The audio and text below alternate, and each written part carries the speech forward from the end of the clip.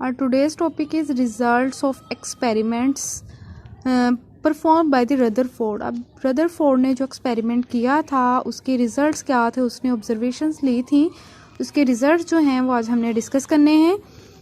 Keeping in view the experiment, आप experiment को जहन में रखते हुए Rutherford proposed planetary model for an atom. अब रदरफोर्ड ने क्या किया, प्लानिटरी मॉडल जो था एटम के लिए वो सजेस्ट किया, उसने प्रपोज किया, उसको पेश किया कि एटम जो है बिल्कुल वैसे ही है जैसे हमारा जो सोलर सिस्टम है, जिसमें निज़ाम शमसी है, जिसमें सूरज जो है वो सेंटर में है और बाकी सब प्लैनेट्स जो हैं उसके इर्द गिर्द रिवॉल्व कर रहे हैं। बिल्कुल उसी तरह एटम के न्यूक्लियस के इर्द गिर्द इलेक्ट्रॉन जो हैं वो रिवॉल्व कर रहे हैं। यानी उसने उसको जो था सिमिलैरिटीज़ की बेस पे उसने एटम का जो मॉडल था उसको प्लानिटरी मॉडल जो था वो पेश किया। उसने पॉइंट है इसका, उसने क्या नतीजा अखज़ किया, कंक्लूड किया इस अपने एक्सपेरिमेंट से। पॉइंट है 1, since most of the particle pass through the foil undeflected, चूँकि ज़्यादातर जो पार्टिकल्स थे वो फॉयल में से, गोल्ड फॉयल में से अनडिफ्लेक्टेड रहे, यानी कि बिल्कुल बगैर मुड़े सीधे गुजर गए। Therefore most of the volume occupied by an atom is empty. इसका मतलब हुआ कि ज़्यादातर जो एटम का वॉल्यूम है वो खाली है, यानी कि वो अगर कोई उसके रास्ते में कोई भी चीज़ होती, कोई मैटर होता तो उससे पार्टिकल्स, अल्फा पार्टिकल्स टकरा जाते। इसका मतलब ये हुआ कि अगर जो ज़्यादा पार्टिकल जो हैं वो स्ट्रेट पास थ्रू हुए हैं तो ज़्यादातर वॉल्यूम जो है एटम का वो एम्प्टी है।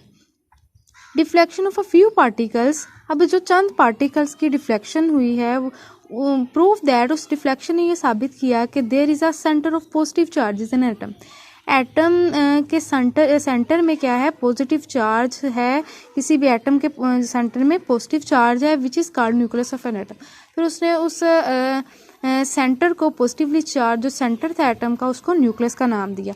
यानी कि उनकी डिफ्लेक्शन चंद पार्टिकल्स की जो हुई है वो ये साबित करती है कि अल्फा पार्टिकल्स में भी चूंकि पॉजिटिव चार्ज और दरमियान में भी सेंटर में एटम के पॉजिटिव चार्ज है, जिससे टकरा के एटम जो है वो वापस आए हैं। तो इसका मतलब ये हुआ कि चंद पार्टिकल्स टकरा के वापस आने का मतलब ये हुआ कि न्यूक्लियस जो है वो बहुत छोटा है और पॉजिटिवली चार्ज है।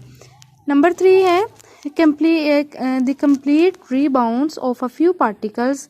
चंद पार्टिकल्स का मुकम्मल तौर पे वापस आना जो है वो शो करता है कि nucleus is very dense and hard. Nucleus जो है वो उसकी डेंसिटी बहुत ज़्यादा है एंड हार्ड, और न्यूक्लियस क्या है, सख्त है। नंबर 4 है since a few particles were deflected, चूँकि चंद पार्टिकल जो थे वो डिफ्लेक्ट हुए थे, इट शोज, ये जाहिर करता है कि size of nucleus is very small, कि न्यूक्लियस अगर बड़ा होता तो ज़्यादा पार्टिकल्स रिफ्लेक्ट होते। इसका मतलब ये है कि अब न्यूक्लियस छोटा है जिसकी वजह से चंद पार्टिकल जो हैं वो डिफ्लेक्ट हुए हैं as compare to total volume of an atom.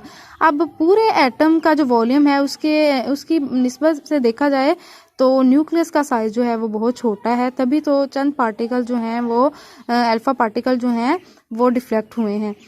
Number 5 है electrons revolve around the nucleus. Electron जो है उसने कहा न्यूक्लियस के इर्द गिर्द रिवॉल्व करते हैं। An atom as a whole is neutral, atom जो है पूरा का पूरा जो एटम है उस पर कोई चार्ज नहीं है। Therefore the number of protons, protons की तादाद जो है किसी भी एटम के अंदर वो किसके बराबर होगी, प्रोटॉन्स की तादाद इलेक्ट्रॉन्स की तादाद के बराबर होगी।